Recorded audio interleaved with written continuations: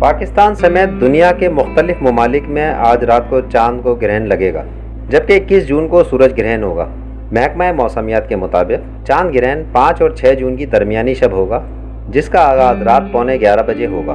12:30 بجے مکمل گرہن سے چاند کی روشنی مدھم ہو جائے گی اور یہ گرہن 2 بجے ختم ہو جائے گا۔ ماہرین فلکیات کے مطابق سورج اور چاند کے درمیان زمین آ جائے تو چاند کو گرہن لگتا ہے۔ چاند گرہن کا نظارہ پاکستان سمیت ایشیا کے زیادہ تر حصوں، یورپ، آسٹریلیا، افریقہ، جنوبی امریکہ اور دوسرے ممالک میں کیا جا سکے گا۔ چاند گرہن اور سورج گرہن ہے کیا؟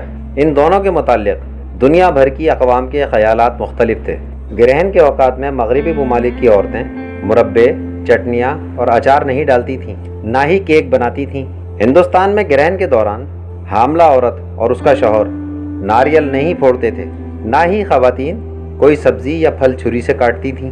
پاک و ہند میں آج بھی کمزور عقیدے کے لوگ اس گرہن کو منحوس سمجھتے ہیں۔ اسلام نے اس حوالے سے مکمل رہنمائی کی ہے۔ نبی کریم صلی اللہ علیہ وآلہ وسلم کے زمانے میں جب سورج گرہن ہوا، اتفاق سے اسی دن آپ صلی اللہ علیہ وآلہ وسلم کے بیٹے حضرت ابراہیم کی وفات ہوئی تھی۔ کچھ لوگوں نے کہا کہ سورج گرہن نبی کریم صلی اللہ علیہ وآلہ وسلم کے بیٹے کی وفات کی وجہ سے ہوا ہے۔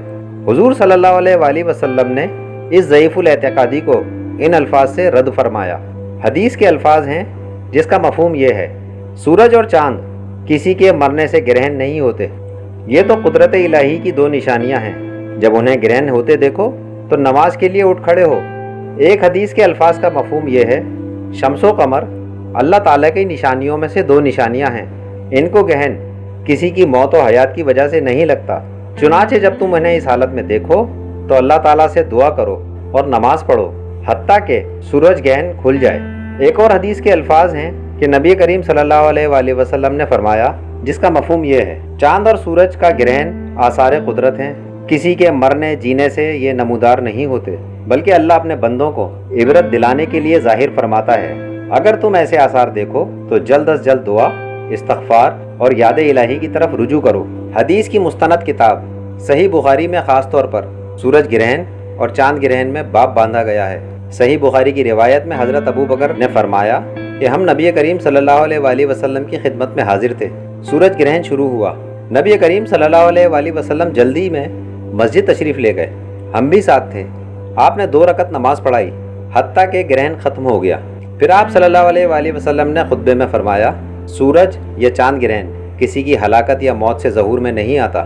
جب تم گرہن دیکھو تو نماز ادا کرو اور استغفار کرتے رہو تاکہ وہ ختم ہو جائے۔ مسلمان ہونے کی حیثیت سے ہم سب کا فرض ہے کہ گرہن لگنے کی صورت میں اسلامی تعلیمات اور نبی کریم صلی اللہ علیہ وآلہ وسلم کی سنتوں پر عمل کریں تاکہ خدا کا قرب حاصل کر سکیں۔